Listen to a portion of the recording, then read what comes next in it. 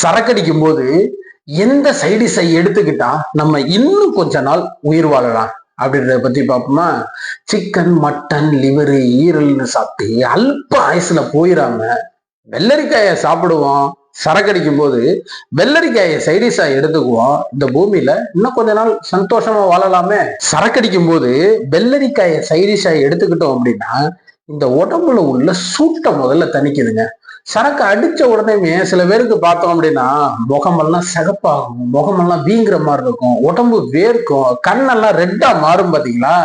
அவங்க எல்லாரும் சரக்கடிக்கும் போது வெள்ளரிக்காயை சைடிஷா எடுத்துக்கிட்டோம் அப்படின்னா இந்த மாதிரியான பிரச்சனைகள் வராது. இமீடியட்டா பாடி டீஹைட்ரேஷன் ஆகுது. பாத்தீங்களா? அது குறையும். ஏற்கனவே பிபி இருக்கிறவங்க சரக்கடிச்சாங்க அப்படின்னா அவங்க உடம்புக்குள்ள பிபி தாறுமாறா ஏறும் இறங்கும். பிபி இல்லாதவங்க குடிச்சாலும் பிபி அந்த டைம்ல அப் அண்ட் டவுன் ஆகும்.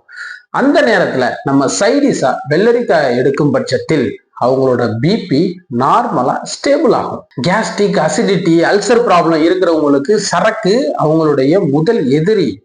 அப்படியே இருந்து சில ஆட்கள் நான் குடிச்சே ஆகணும் அப்படின்னு குடிக்கிறாங்க பாத்தீங்களா, அவங்க எல்லாரும் இந்த வெள்ளரிக்காயை எடுக்கும் போது அதுல உள்ள ஆல்கலைன் அவங்களுடைய வயிறை சாந்தப்படுத்தும். முதல் நாள் ஃபுல்லா குடிச்சுப்புட்டு மறுநாள் காலையில எந்திரிக்கும் போது தலையை வலிக்கிறது, ஹேங் ஓவர் ஆகுறது, என்ன நடந்துச்சுன்னே தெரியாம இருக்கிறது, இந்த மாதிரி பிரச்சனை எல்லாம் வெள்ளரிக்காய சரக்கடிக்கும் போது சைடிஸா எடுத்துக்கிட்டீங்க அப்படின்னா இந்த ஹேங் ஓவர் பிரச்சனை, அட்டாக் பிரச்சனை இது எதுவுமே இருக்காது.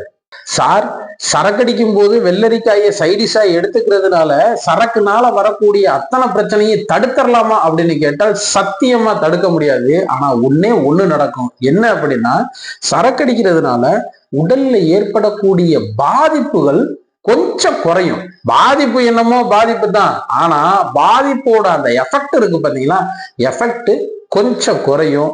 முழுமையா உங்களுடைய உடம்பு பாதிக்கப்படக்கூடாது அப்படின்னு நீங்க நினைச்சீங்க அப்படின்னா அதுக்கு சரக்க விடுறதுதான் வழி.